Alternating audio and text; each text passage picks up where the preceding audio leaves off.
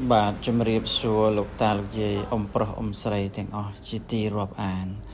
បាទនេះគឺជាផ្ទះបុរាណនៅឯប្រលានថ្មីគេហៅថាប្រលានយន្តហោះ KTI ជាភាសាអង់គ្លេសបាទផ្ទះបុរាណនេះមានរចនាបថស្អាតណាស់បាទធ្វើអំពីឈើប្រណិតបាទនៅក្នុងនោះ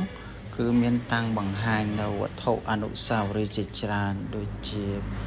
ផ្កាឈូកផ្តិលប្រាក់ផ្តិលស្ពាន់ហើយនឹងកញ្ចក់តាំងថូកាមានផ្ទាំងគំនូរ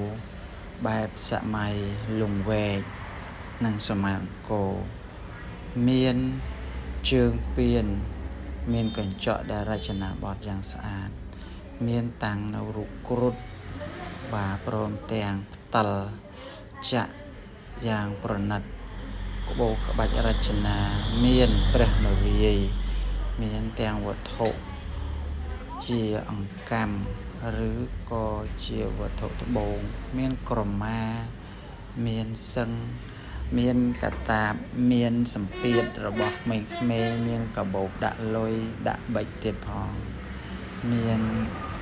ព្រះបាទជ័យវរ្ម័នទី7មានពាក់មង្គត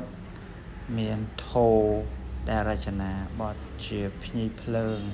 យ៉ាងស្រស់ស្អាតអរគុណសម្រាប់ការតាមដាន